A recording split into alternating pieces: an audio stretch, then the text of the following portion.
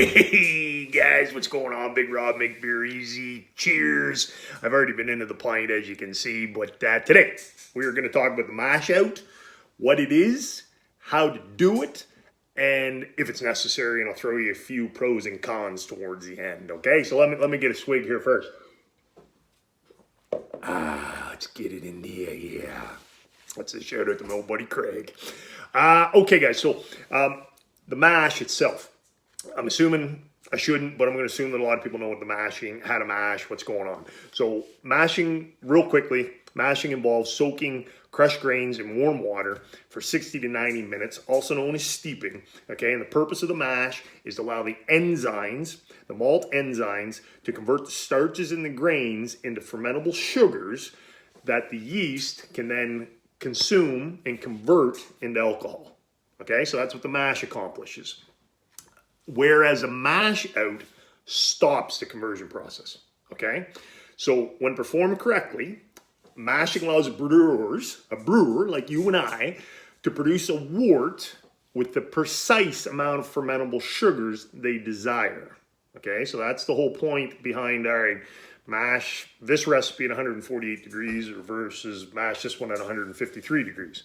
Okay, it's locking in the exact amount of fermentable sugars that your recipe calls for. Okay, that's going to determine many characteristics of the beer, including the alcohol percentage, the mouthfeel, its head retention, and how thin or thick the beer is. Okay, so some beers are going to call for higher temperature, some are going to call for lower. The mash out stops that conversion from happening. So one of the concerns of some brewers who do the mash out religiously is that during the lautering stage, the temperature in the wort is dropping and the conversion process of starches into fermentable sugars is continuing to happen. Okay? Potentially, this could alter the profile of the wort, the desired profile that you want. It could be changing it because now, in theory, the mash is continuing to happen at the lower temperatures than what you're supposed to be mashing at. Okay, so in theory, a mash out stops this from happening. Okay, what is a mash out? Put in real simple terms, it's performed by raising the temperature of the mash before proceeding with the sparging process. Okay, it's just raising the temperature of the mash before moving on to the sparging process. This stops that conversion. Okay, which results again in the desired wort profile being locked in. Pretty cool.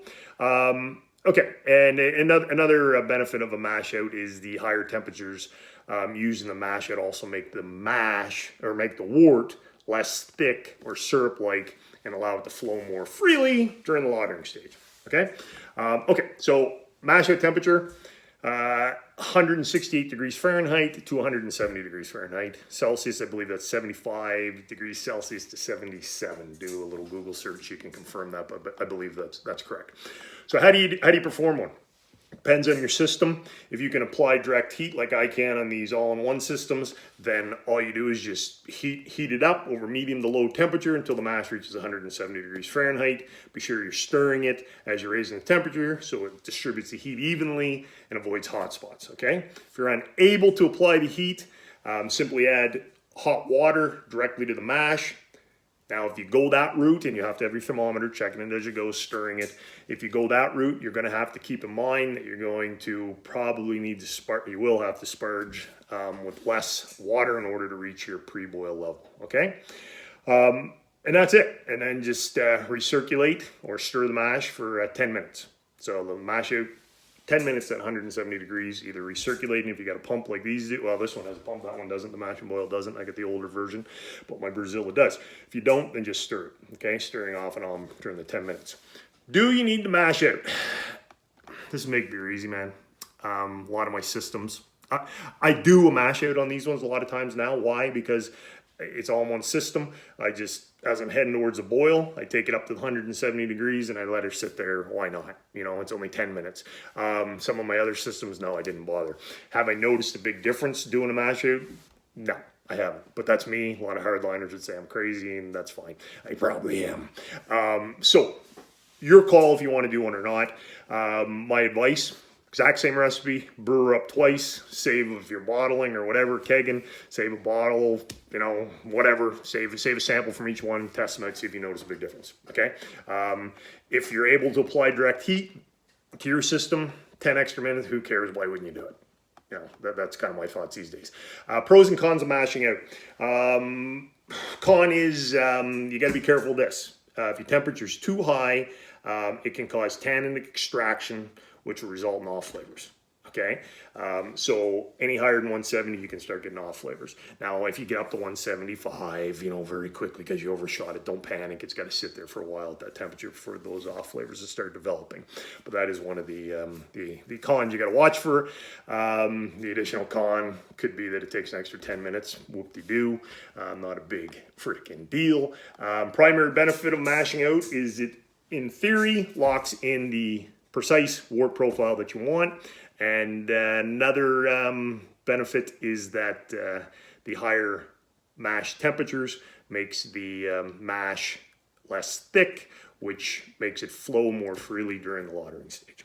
Okay, fair enough. That's what I got for you guys. Hope you enjoyed it. Link to his blogs will be under the post. Got a gift for you here. Hold on. Be sure to subscribe to the channel. Hit the bell. There's a bell here somewhere you got to hit in order to get notifications when I put up my videos. We do recipes. We do brew days. We're in the middle of a brew day here now. We do these type of just general information, knowledge on brewing. And then head over to my blog. I give away my top 5 free recipes from my brew pub. Sure and I don't know what my phone, she's saying, my watch saying she doesn't understand. Shut your yapper. So you can check that out on my my blog. Get my top 5 favorite recipes from my brew pub. That's what I got, Big Rob. Well, he's going to have another pour and he's gone. Cheers.